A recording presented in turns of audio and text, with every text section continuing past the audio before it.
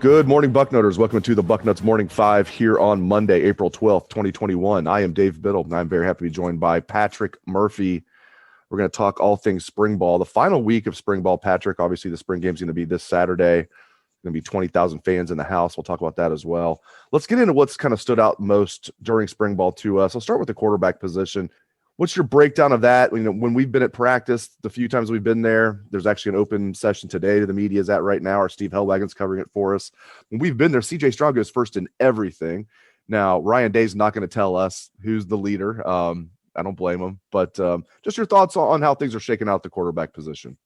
Yeah, I mean, I think we've reported it and we've discussed it before that everything we understand is CJ Stroud has some sort of lead in the clubhouse here, and he's probably the guy to beat. Now Ryan Day, when we've talked to him, has obviously said it, and other people have said in interviews that they're splitting the reps evenly, and all the kind of stuff we've really heard all spring. I think that is probably true. I'm sure there's times when Jack Miller or Kyle McCord takes first team reps. In fact, I think you've seen some of that in videos they've put out on social media. It's been an interesting spring. At least we have been able to go see a little bit of it. But for the first half of spring ball, we were just kind of operating on what we were told. So, it's been tough to tell for sure. But yeah, I mean, I think regardless of what has been said publicly, CJ Stroud definitely has some lead in this race.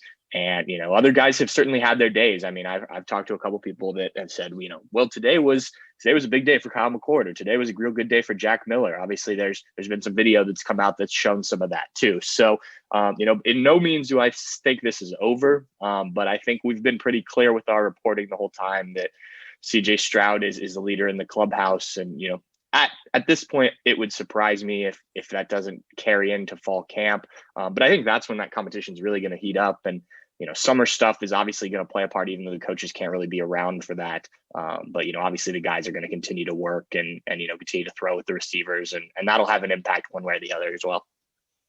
Quarterback is, of course, the main topic of conversation. That's why I started the show out with it. Other than quarterback, what has stood out to you the most so far during spring? And you can name more than one thing if you'd like to. Yeah, I think that one interesting one, and maybe one that's not getting talked about enough, is just with the receivers and Marvin Harrison Jr. Obviously he loses his black stripe along with Jack Sawyer, the first freshman to do so this year.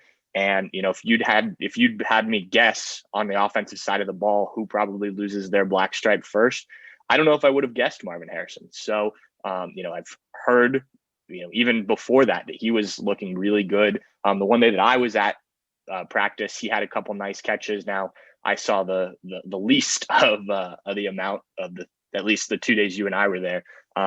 So there wasn't a ton for me to garner about him, but I was really impressed. It sounds like he's a guy who's, and this should be no surprise given who his father is. And, he was highly rated, obviously, but you've got some other receivers there that you thought maybe would kind of steal the headlines. And from my understanding, it's been Marvin Harrison that's really impressed. So good news for the Buckeyes. Now, how that impacts how much he plays next year, obviously it's a really crowded receiver room, and there's guys that are just as hungry as him that didn't get much playing time last year. We already have covered G. Scott moving over to tight end to get more playing time, which another thing I thought was interesting.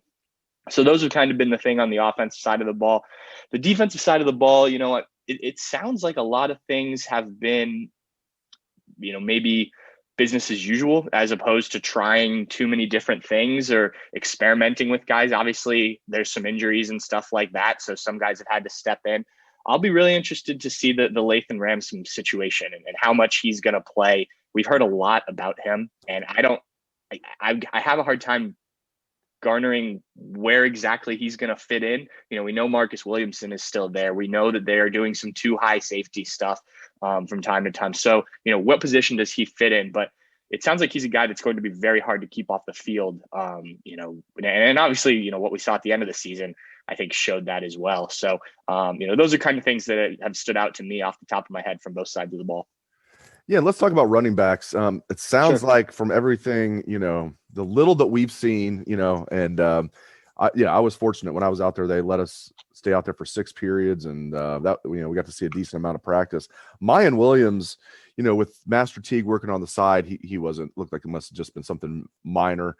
Mayan Williams is going first with the running backs, and he's looking good. And apparently, he was looking good. They had I don't know if it was a full scale scrimmage, but they at least had some scrimmage opportunities over the weekend. It sounds like Mayan Williams did really well. I saw the Ohio State Twitter account tweeted out something about him scoring a touchdown at the scrimmage. But it sounds like Mayan Williams, he had that momentum late in the season, had a few carries there against Clemson, ran over Nolan Turner there, who interestingly enough had that interception to end the game the previous year. And he had Mayan Williams, that true freshman, getting a chance, and he just trucked him. So everybody's excited about Mayan Williams, and he's carried that into the spring. Your thoughts on Mayan Williams and just the running back position in general? Yeah, the position in general, I think, is interesting because you obviously Master Teague has plenty of experience, and we've talked about before. We just don't know if he's that elite level guy. He can obviously do some very good things and showed that against Alabama, but they need, in my mind, they need a bell cow. I think they're most effective when they have a guy like a Trey Sermon, like a J.K. Dobbins. So finding that's crucial. Now, if that's Mayan Williams, that's great. I think obviously the 2 freshmen that came in are very highly thought of. Travion Henderson was the 3rd guy to lose his black stripe. So obviously he's doing some stuff that's impressing people. But, I think they do need to find that guy. I will be very interested to see if it is Mayan Williams. I've talked, and this has nothing to do against him. I want to see it more so than those few carries that we saw, especially towards the end of the season. I think the hype train, and he even admitted this when we talked to him, he felt that, social media blew up about him and things like that. And, this happens a lot with guys, right? They get a few carries or a few catches or make a couple plays on defense. And then, maybe you hear from them again in the spring, and then you don't hear from them again for most of their career. I mean, look at a guy like DeMario McCall, who, played really well as a freshman and then just kind of never found that vibe again. Mayan Williams, like you said, it sounds like he's doing some really good things. So if he can be that guy, great. I think that there's a lot of competition there, though. There's a lot of talent, especially with a healthy Marcus Crowley, Master Teague being fully healthy after coming back from that Achilles injury last year, which I don't think we really have, given enough credit to. Maybe to some degree, but it's going to be an interesting position, and especially when you have a young quarterback that's going to be starting there. Having a reliable running back or 2 is going to be very important. Another thing that probably isn't getting as much publicity, and we're as much at fault of this as anybody. We're the ones that write the stories. Is Ohio State's basically their base defense is going to have 2 linebackers basically, because the Sam is now a hybrid. Craig Young is listed as a linebacker, but backing him up there, if Craig Young does win the job, is going to be Ronnie Hickman, who's a safety. So that Sam is really like a hybrid safety outside linebacker. Also, Court Williams will factor in there. Those are going to be the 3 main guys. I find that very interesting. So that really pushes Kayvon Pope out of a starting job. If you're going to have, probably Dallas Gant as the middle linebacker, although Cody Simon is coming on big time with Dallas Gant missing the spring. So I think both those guys are going to play. Dallas Gant and Cody Simon, and that's another story of spring, is Cody Simon looking good, running with the ones there, seizing his opportunity. And then Taraja Mitchell looks like he's going to be the weak side backer. But I find this interesting, Patrick, at that Sam. It's going to be really a hybrid with Craig Young. Looks like he's going to be the starter, but Ronnie Hickman looked good to me last year. And then if Court Williams is going to be healthy coming off that torn ACL, those are going to be the 3 main guys there. I find that interesting that the base defense is really going to have 2 linebackers on the field. They've talked about this quite a bit since Brian Day made the transition to Al Washington and Greg Madison with that bullet position, and that term has kind of gone away a little bit. We still use it. The coaches don't seem to use it nearly as much, but it's still that idea of having, like you said, somebody that's a hybrid that can do both safety and linebacker type of things defensively. So we haven't really seen it in terms of a designated player. Pete Warner did that stuff, but he was clearly a linebacker that was just versatile. Baron Browning, the same thing last year, and even Pete Warner to some degree. And then you saw someone like Lathan Ransom come in and play, cover the slot and things like that. So it'll be interesting to see if they go to that full time with a guy on the field that is, almost designated as that bullet, or whatever you want to call it.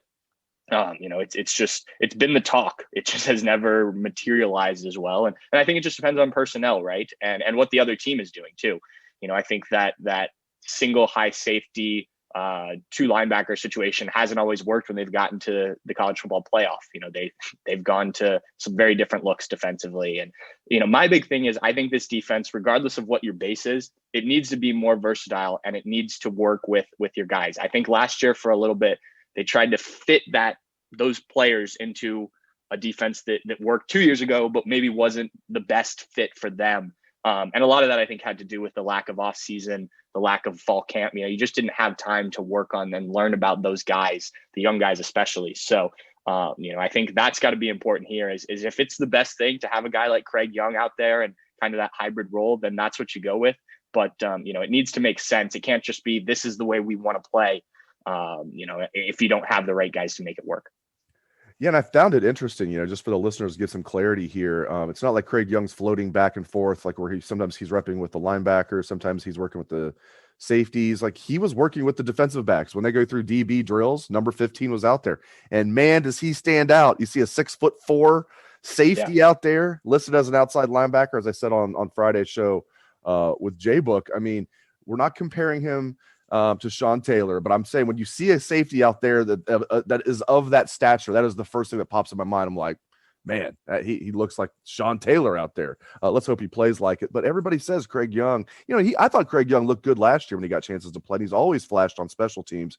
I liked Ronnie Hickman too. As you mentioned, Lathan Ransom is going to give Marcus Williamson a run for his money for that slot corner, which is really like another safety, really. Slot corner safety. It's another kind of a hybrid spot. So I think both those guys are going to play. Marcus Williamson, who was a starter last year, and Lathan Ransom, who really came on at the end of the year. Like you said, both those guys are going to play. But I did find it interesting seeing Craig Young out there working with the safeties, not the linebackers, when we were at practice last week. All right, last thing, as promised, I'm really fired up for the spring game, man. Just 5 days away now. I love that we're going to have fans in the stands, 20,000 fans, including, 10,000 there. I love what Ohio State's doing. They're giving it to the medical personnel, the people that have had such a tough time over this last year plus. There's going to be about 5,000 tickets that go on sale to the general public, and then about 2.5K to students, and then about 2.5K to friends, family, et cetera, et cetera. I love that we're going to have 20,000 fans at the game this Saturday. I'm excited. We'll see when we talk to Ryan Day later today what the format's going to be. I imagine there's not going to be a lot of tackling. I hope I'm wrong. I like seeing real football, Patrick. Real football, but I will take it. I love that we're going to see fans in the stands and see some Scarlet and Gray get after it this Saturday. Yeah, the spring game is always fun. And, it is a glorified scrimmage, but it's always nice this time of year. And especially given that we didn't have it last year, to get back out to the shoe, to, see some football. Like you said, I hope that it does have some feel of a football game. I remember at least once, maybe twice, when Jim Tressel did it, where it wasn't football. It was just really a practice that was watched by everybody. Two-hand touch, yeah. Yeah, I hope that one-hand touch, one finger touch. Yes, right. Yes, I don't like that. So I hope that they do play some football. But yes, it will be nice. All of last year, it was a very weird vibe. Whether you were watching on TV or at the game, to see that horseshoe so empty, a place that's just even for a spring game usually gets pretty packed and gets loud and stuff like that. So, that'll be awesome to see at least some people back in there. And I'm really optimistic that when they get to next fall, it'll be, I don't know if it'll be completely full, but I think there'll be a good amount of fans back, and especially as the season progresses. So I think this is just pointing in the right direction. Obviously, the Big Ten made the decision to let sports, and this is outside of football, go on local regulations instead of making it a blanket thing across the Big Ten. So steps in the right direction, I think, and I feel pretty good about where it's going. Heck yeah, same here, man. I think with the way vaccinations are going and everything, and I'm convinced, and I've been told this by people I trust, they're not going to make them do it. And Ryan Day has said this. The players are not going to be under a mandate they have to get vaccinated, but I'm told every player on the team is going to be willing to get vaccinated. So that's great news. Yeah, I mean, if it means you can kind of live your life and continue to play football, You know, and we don't need to go into any sort of political talk here, but I can't see why a player wouldn't after going through what they did last year. You know, that was tough for a lot of those guys. So I have to imagine that will be the case. Yes, sir. And that's exactly what I was told. It was basically like, I had a source tell me after all the stuff these guys went through, you don't think they're gonna be willing to get this vaccine? Right. He's like, almost like, are you crazy for even asking me this? I'm like, I just wanted to make sure. That's my inclination was everybody would be willing to get it. But I had people telling me on Twitter, oh, come on, there's gonna be a handful of guys that are gonna be unwilling to do it. I'm like, no, I don't think so. And then checked with somebody I trust that laughed me out of the room. Like, of course everybody's going to do it. And that includes coaches, that includes support staff members, everybody over there at the Woody Hayes Athletic Center. Some have already been vaccinated, obviously. Well, great stuff out of Patrick Murphy. As we mentioned, Ryan Day today at 11 a.m. The Buckeyes are practicing right now. It's a little past 9 a.m. when Patrick and I are recording the show here. So our Steve Helwagen is there. Keep it locked to Bucknuts for video and a story of everything Ryan Day has to say after practice today. Thanks again to Patrick Murphy for his knowledge, and thank you to everybody for tuning in the show. We appreciate that very much. Hope everyone has a great day. Let's show that Buckeye swag, best damn band in the land.